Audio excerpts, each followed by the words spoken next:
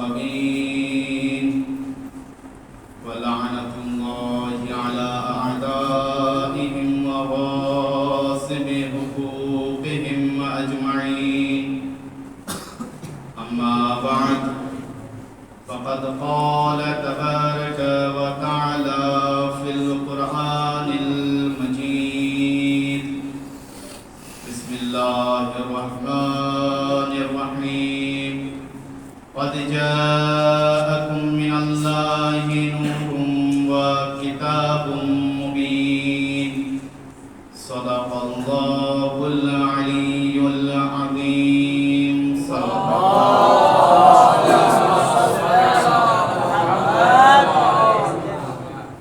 تمام تعریفیں تمام حمد خداوند کریم کے لیے، اس خدا نے ہم سب کو پیدا کیا، اور لاکھ لاکھ شکریہ اس خداوند کریم کے لیے کہ عام انسانوں کو پیدا کرنے سے پہلے جس نے ہمارے لیے رہبر اور ہادی کو بنایا تاکہ کوئی انسان روئے زمین پر ہدایت سے محروم نہ رہے۔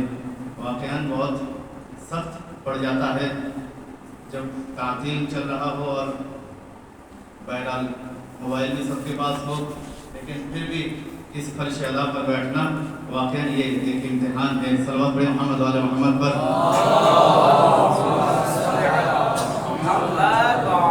عزیزان محترم، بلا شک تمید میں نے جس آیت کریمہ کی تلاوت کی آپ کے سامنے، اللہ تعالیٰ اپنی بابرکت کتاب میں ارشاد فرماتا ہے کہ قد جاءکم من اللہ نور و کتاب مبین۔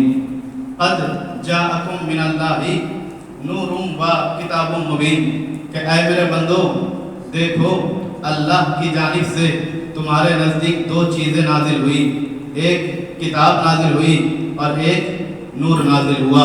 قد جاءکم من اللہ نور و کتاب مبین، میں تمہارے نزدیک دو چیزیں نازل کر رہا ہوں، ایک نور نازل کر رہا ہوں اور ایک کتاب نازل کر رہا ہوں۔ تھوڑا سا اگر توجہ فرما لے آپ تو اللہ تعالیٰ یہاں ارشاد فرما رہا ہے کہ میں نے کتاب اور نور نازل کیا ہے۔ یہاں پر اللہ تعالیٰ نور کو پہلے نازل کر رہا ہے اور کتاب کو بعد میں نازل کر رہا ہے۔ توجہ عزیزان محترم، لیکن افسوس قرآن نازل ہوا 1400 برس ہو گئے، 1400 برس کے بعد بھی مسلمانوں کو کتاب سمجھ میں آ گئی لیکن نور ابھی تک سمجھ میں نہیں آیا کہ نور کسے کہتے ہیں۔ اور اگر اس نور کو سمجھنا ہے، اور یہی وجہ ہے کہ مسلمانوں نے کتاب کو سمجھ لیا لیکن نور کو نہیں سمجھ پائے، یہی وجہ ہے کیونکہ نور سمجھ نہیں پائے یہ لوگ۔ مسلمانوں کے دوسرے خلیفہ نے یہ کہہ دیا کہ حسبنا کتاب اللہ، ہمارے لیے کتاب کافی ہے۔ نور نہ سمجھنے کی وجہ سے، اگر نور سمجھ میں آ جاتے ہیں، اور نور کو کیسے سمجھیں گے؟ اور اگر اس نور کو سمجھنا ہے تو رسول خدا کی زندگی کی طرف نظر کرنی پڑے گی، جہاں پر رسول خدا نے ارشاد فرمایا، اپنے آخری وقت میں ارشاد فرمایا کہ انی تارک فیکم الثقلین کتاب اللہ و عترتی، کہ دیکھو میں تمہارے نزدیک دو گرا قدر چیزیں چھوڑے جا رہا ہوں، ایک اللہ کی کتاب اور ایک اہل بیت۔ پتہ چلا اللہ نازل کر رہا ہے دو چیزوں کو، رسول چھوڑے جا رہے ہیں دو چیزوں کو۔ اللہ کہتا ہے میں نور اور کتاب نازل کر رہا ہوں، رسول کہتے ہیں میں قرآن اور اہل بیت چھوڑے جا رہا ہوں۔ پتہ یہ چلا کتاب سے مراد قرآن مجید اور نور سے مراد اہل بیت۔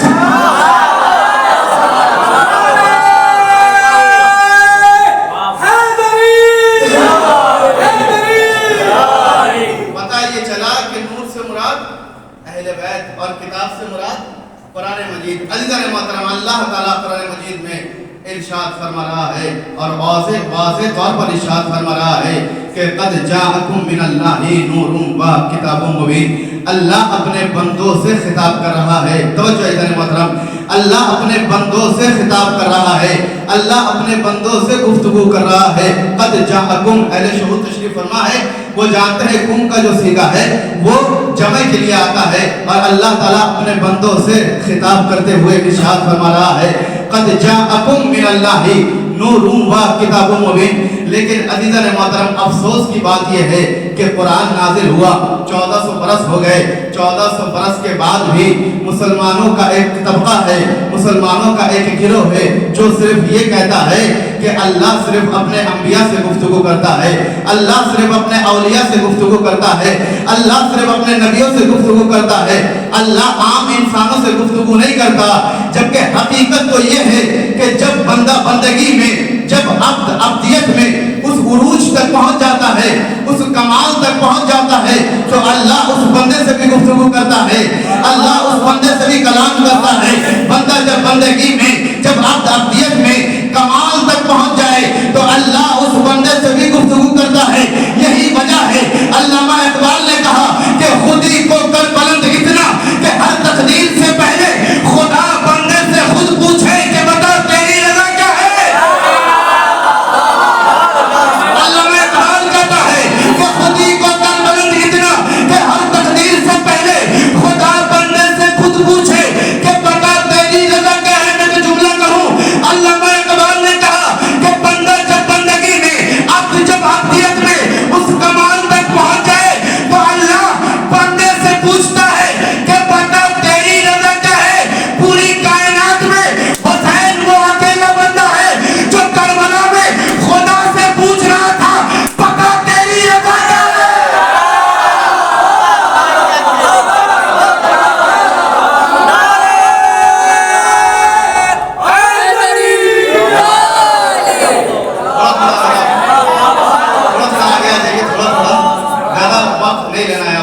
آگے ہو جائیے اور جو نہیں بولے دیکھیے ایک جملہ میں ہمیشہ کہتا ہوں کہ علی کا ذکر کبھی مردوں کی طرح نہ سننا، علی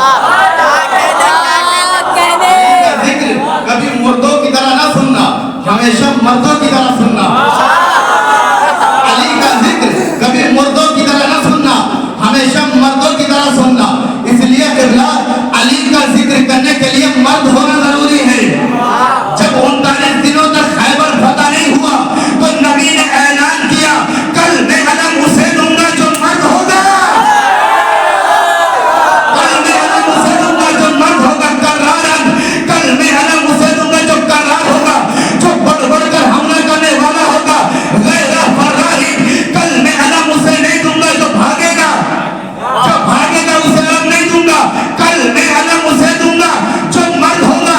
یہ کہہ کر نبی نے اعلان کر دیا قیامت تک علم صرف مرد اٹھائیں گے، نامرد نہیں اٹھائیں گے۔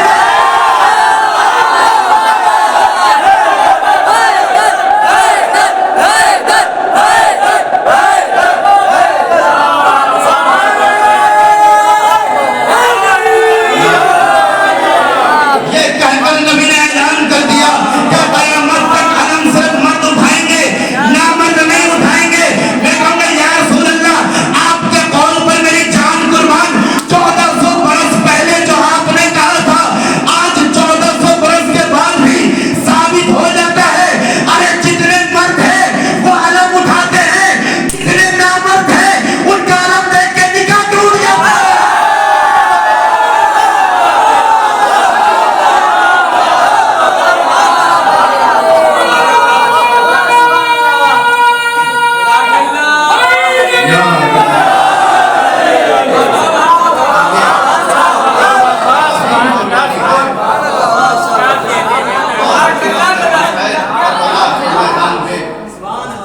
اللہ سے کہہ رہا تھا پروردگارا بتا تیری رضا کیا ہے۔ اکبر تھا دے دیا، قاسم تھا دے دیا، یہ 6 مہینے کا علی اصغر ہے اسے بھی دے دیا، بتا پروردگارا اور کیا چاہیے، حسین کو بھی دینے کے لیے تیار ہے۔ اور یہی وجہ ہے عزیزان محترم اتنی عظیم قربانی تھی امام حسین کی۔ اللہ تعالیٰ قرآن مجید میں ارشاد فرماتا ہے وَلَا تَقُولُوا لِمَن يُقْتَلُ فِي سَبِيلِ اللَّهِ أَمْوَاتٌ بَلْ أَحْيَاءٌ وَلَكِن لَا تَشْعُرُونَ کہ دیکھو جو لوگ راہ خدا میں قتل کر دیے گئے۔ تھوڑا سا توجہ چاہتا ہوں، اہل شعور تشریف فرما ہے وَلَا تَقُولُوا لِمَن يُقْتَلُ فِي سَبِيلِ اللَّهِ جو لوگ راہ خدا میں قتل کر دیے گئے انہیں تم مردہ نہ کہنا، انہیں تم مردہ نہ کہنا۔ اہل شعور تشریف فرما ہے تقولو کا تعلق قول سے ہے، قول کا تعلق زبان سے ہے، یعنی لفظاً تم یہ نہ کہنا کہ یہ مردہ ہے. ایک انسان میدان میں گیا, شہادت پائی, شہید ہو گیا. قرآن سے پوچھا کیا کہوں؟ کہا خبردار یہ شہید ہے. میں نے کہا مر گیا؟ کہا مرا نہیں ہے, زندہ ہے. ولیکن لا تشعرون, تم شعور نہیں رکھتے, تم نہیں سمجھ سکتے کہ یہ زندہ ہے. قرآن نے منع کیا ہے, میں نے اپنی زبان کو سی لیا, میں نے اپنے الفاظ کو روک لیا, اپنے منہ کو بند کر لیا. قرآن نے منع کیا ہے, میں نہیں کہتا انہیں مردہ. اگلی آیت آ کر کہتی ہے وَلَا تَحْسَبَنَّ الَّذِينَ,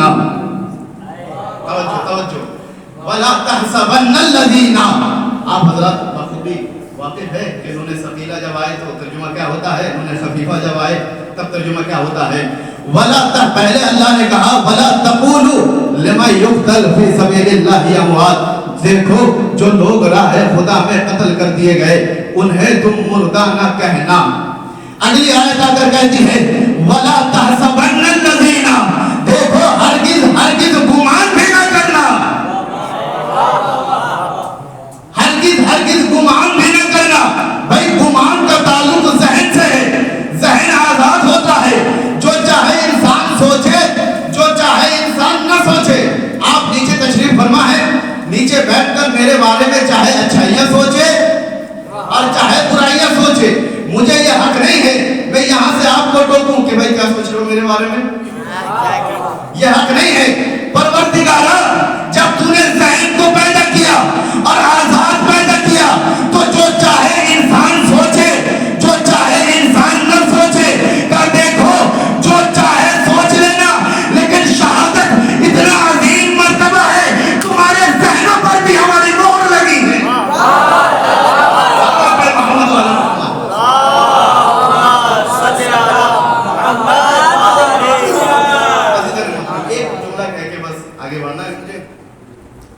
جناب آدم سے لے کر ختمی مرتبہ تک اور ختمی مرتبہ سے لے کر آج تک شہید ہوئے کہ نہیں؟ شہید ہوئے کہ نہیں؟ شہید ہوئے. جناب آدم سے لے کر ختمی مرتبہ تک اور ختمی مرتبہ سے لے کر آج تک ہمارا یہ عقیدہ ہے جتنے انبیاء ہیں وہ سب کے سب شہید ہیں. ہم اپنے انبیاء اور نبیوں کو مردہ نہیں سمجھتے. وہ اور قوم ہوں گی جو اپنے نبیوں کو مردہ سمجھتی ہیں. ہم اپنے انبیاء کو زندہ سمجھتے ہیں. سارے انبیاء شہید, سارے ائمہ شہید. آج تک جو ملک کے لیے جان دیتے آئے ہیں وہ بھی شہید. وہ عورت جس کی حالت زچگی میں وفات ہو جائے, ولادت کے وقت وفات ہو جائے, وہ بھی شہیدہ. تو حضرت آدم سے لے کر خاتم تک اور خاتم سے لے کر, توجہ ادھر محترم, اور خاتم سے لے کر آج تک, چاہے وہ بدر کے شہید ہو, چاہے وہ خندق کے شہید ہو, چاہے وہ خیبر کے شہید ہو, چاہے وہ احد کے شہید ہو, کسی شہید نے اپنے مرنے کے بعد آ کر یہ بتایا کہ میں زندہ ہوں. جملہ واضح ہو جائے. کسی شہید نے اپنی شہادت کے بعد یہ آ کر بتایا کہ میں زندہ ہوں. بھائی یہ دو آیتیں اپنی جگہ پر ہے. قرآن نے کہا ہے کہ یہ زندہ ہے, میں آنکھ بند کر کے تسلیم کرتا ہوں, آنکھ بند کر کے میں ایمان رکھتا ہوں. لیکن قرآن سے پوچھتا ہوں, دو آیتیں کہہ رہی ہے کہ شہید زندہ ہے, تو کسی نے آ کر بتایا مرنے کے بعد کہ میں زندہ ہوں. ہم وہاں جا کر دیکھ نہیں سکتے, چلے جائے تو آ نہیں سکتے. جو گیا وہ آ کر بتاتا نہیں کہ میں زندہ ہوں, تو مانے کیسے کہ شہید زندہ ہے؟ پوری دنیا کے مسلمانوں کو چیلنج آمیز لہجے میں کہہ رہا ہوں, یا تو ثبوت دو کہ شہید زندہ ہوتا ہے, یا ان دو آیتوں کو قرآن سے نکال دو. توجہ نہیں فرمایا آپ نے. یا تو ثبوت دو کہ شہید زندہ ہوتا ہے, یا ان دو آیتوں کو قرآن سے نکال دو. اگر قرآن کے ان دو آیتوں کو تعویل میں لے جانا ہے, اگر ان دو آیتوں کو تفسیر کے دامن میں لے جانا ہے, اگر ان دو آیتوں کو تفسیر میں لے جانا ہے, اگر قرآن کو زندگی دینی ہے تو ماننا پڑے گا کہ ایک نوکے نیزے پر سر تھا.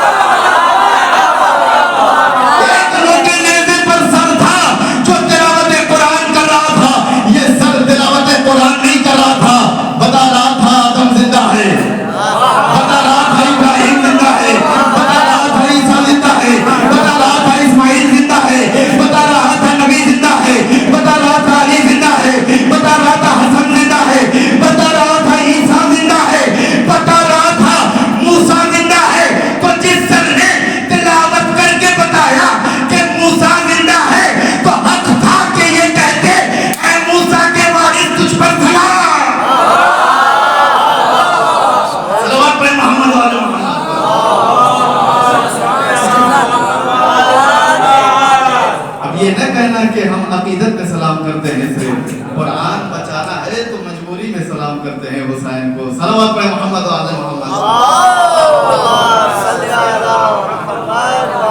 اب حضرات بتائیں کہ جو لوگ انبیاء کو ائمہ کو شہید مانتے ہیں، نہ امام سے پہلے کسی نے بولا اور نہ امام کے بعد کسی نے بولا مولا وہ جو بھی شہید تھا زندہ تھا وہ بولا کیوں نہیں؟ کہ یہی تو میں بتانا چاہتا ہوں، میری شریک سفر زینب ہے، میرے مقصد کی ترجمان زینب ہے.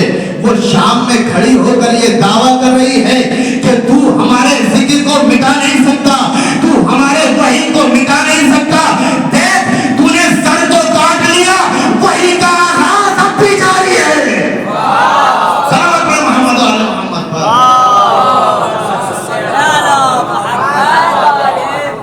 اور شہزادی کا کلام، شہزادی کا خطبہ مکمل طور پر دلیلوں کے ساتھ ہے. حسین تلاوت نہیں کر رہے تھے، بہن کے لب و لہجے کو دلیل کے طور پر استعمال کر رہے تھے اور کہا بہن تم ذکر آل محمد کرو، ہم قرآن کی تلاوت کریں گے نوکے نیزے سے اور دنیا والوں کو بتا دیں گے انی تارک فیکم الثقلین کا مطلب کیا ہے. زینب ذکر آل محمد کرے، حسین تلاوت قرآن کرے. صلوات پڑھیں محمد و آل محمد. عزیزان محترم، اور مسلمان نبی کے بعد نبی کی اس حدیث کو بھلا بیٹھے اور اسی وجہ سے نبی تک تمام مسلمانوں کا اتحاد ہے، تمام مسلمان متحد ہیں نبی تک، لیکن اختلاف نبی کے بعد نبی کی جگہ پر کون آئے گا؟ مسلمان آپس میں اختلاف کر بیٹھے اور اللہ بھی جانتا تھا کہ نبی کے بعد اختلاف شروع ہوگا خلیفہ کو لے کر، خلافت کو لے کر. اس لیے جو حقیقی خلیفہ تھا اللہ نے اسے ایسی ویسی جگہ پر نہیں بھیجا بلکہ اپنے گھر میں بھیجا، خانہ کعبہ میں بھیجا. عزیزان محترم، اور خانہ کعبہ میں علی کو بھیجنے کے باوجود آج 1400 برس کے بعد سوال ہوتا ہے کہ بھائی علی کعبے میں نہیں آئے، علی کعبے میں نہیں آئے، علی کعبے میں نہیں آئے. اچھا یہ سوال آج کا نہیں ہے بلکہ یہ سوال حضرت نظام الدین اولیاء ان کے دور میں بھی اٹھایا گیا. نظام الدین اولیاء کون ہے؟ نقی سادات ہے، امام علی النقی علیہ السلام کے شجرے میں سے، ان کے خاندان میں سے ہے، جن کو محبوب الہی بھی کہا جاتا ہے. نظام الدین اولیاء کے سامنے ایک ملا آیا اور آنے کے بعد کہنے لگا کہ اے محبوب الہی نظام الدین اولیاء، پورے مجمع کی توجہ، کہ محبوب الہی نظام الدین اولیاء آپ کے جد علی کعبے میں نہیں آئے، آپ کے جد علی کعبے میں نہیں آئے. ایک مرتبہ جیسے ہی نظام الدین اولیاء نے یہ سنا اس سے کہا کہ کیا کہا تو نے؟ تکرار کر. ایک مرتبہ اس نے کہا کہ آپ کے جد علی کعبے میں نہیں آئے. کہ پھر سے بول. کہ علی کعبے میں نہیں آئے. کہ پھر سے بول. کہ علی کعبے میں نہیں آئے. ایک مرتبہ جب تیسری مرتبہ اس نے تکرار کیا کہ علی کعبے میں نہیں آئے، ایک مرتبہ نظام الدین اولیاء کا جمال نما چہرہ اب جلال میں تبدیل ہو گیا. جمال نما چہرہ جلال میں تبدیل ہو گیا. نظام الدین اولیاء نے اس کو کہا کہ دیکھ میرے جد علی ابن ابی طالب شیر خدا کعبے میں ہی آئے، کعبے میں ہی آئے، کعبے میں ہی آئے. اور اگر تجھے اس بات پر اعتراض ہے کہ علی کعبے میں نہیں آئے تو مجھے وہ جگہ بتا جہاں علی آئے، میں اسی کو کعبہ مان لوں گا.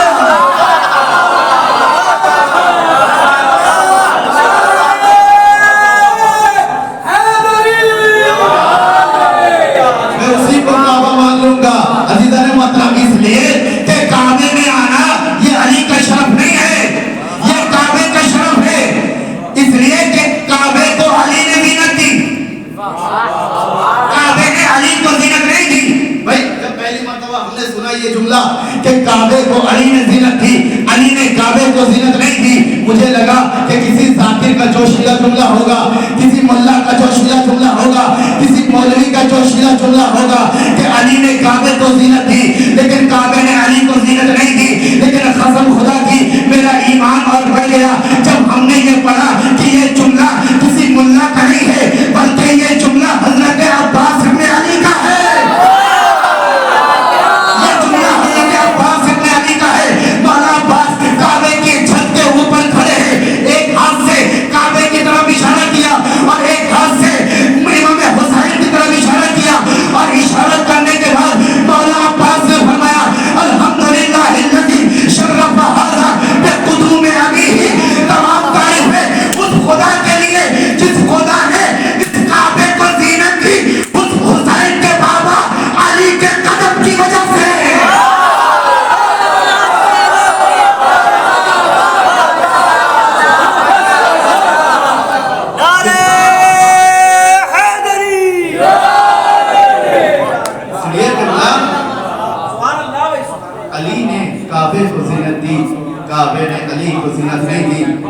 देखिए अज़ीज़ान मोहतरम, पूरी दुनिया में इख्तिलाफ है, पूरी दुनिया में इख्तिलाफ है। खिलाफत को लेकर मुसलमान आपस में इख्तिलाफ कर बैठे अज़ीज़ान मोहतरम, और यही वजह है।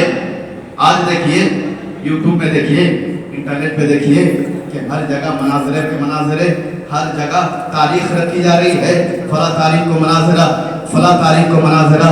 क्यों भाई? का अली की खिलाफत को जाहिर करना है, अली की खिलाफत को आश्कार करना है, अली की खिलाफत को साबित करना है। अरे भाई,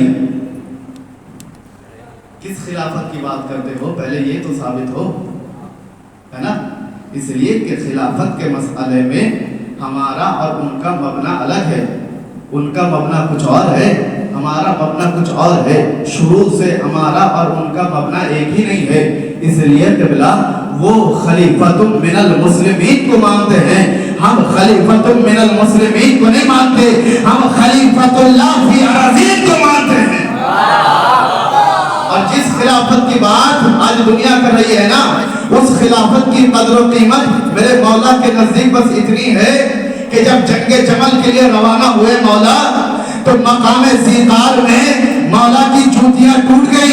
पूरे मेरी तवज्जो हो, मकामे ज़ीकार में मौला अली की जूतियां टूट गई। वह यक़सिमु, मौला अपनी जूतियों को टांग रहे थे, मौला अपनी जूतियों को ठीक कर रहे थे। इब्ने अब्बास ने देखा, अरे मौला कितनी बोसीदा जूतियां हैं, कितनी पुरानी जूतियां हैं, मौला नई जूतियां ले लीजिए। मौला ने कहा, या इब्ने अब्बास मा कीमत हाज़िही नाल, ऐ इब्ने अब्बास इन जूतियों की कीमत तुम्हारे नजदीक कितनी है? इब्ने अब्बास ने कहा, ला कीमत लहा, मौला इस जूतियों की हालत ये है, कैफियत ये है कि अगर इन जूतियों को आप फेंक भी देंगे ना, तो अरब का कोई फकीर तरीन शख्स भी उठाने के लिए तैयार नहीं है।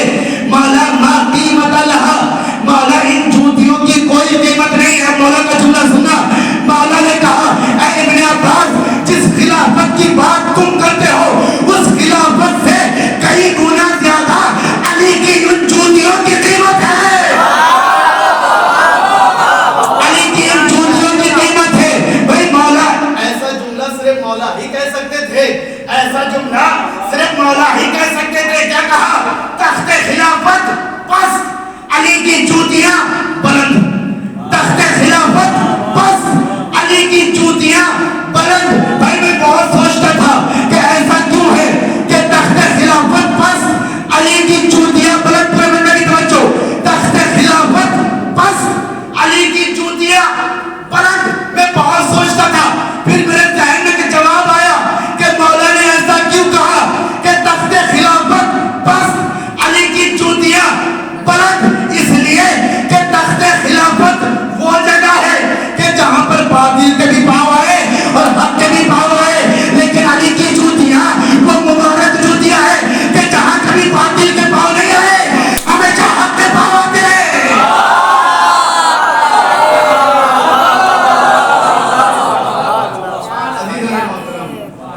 इसीलिए मौला ने कहा कि जिस खिलाफत की बात तुम करते हो, उस खिलाफत की कोई कदर और कीमत मेरे नज़दीक नहीं है। इख्तिलाफ नबी के बाद नबी की जगह पर कौन आएगा?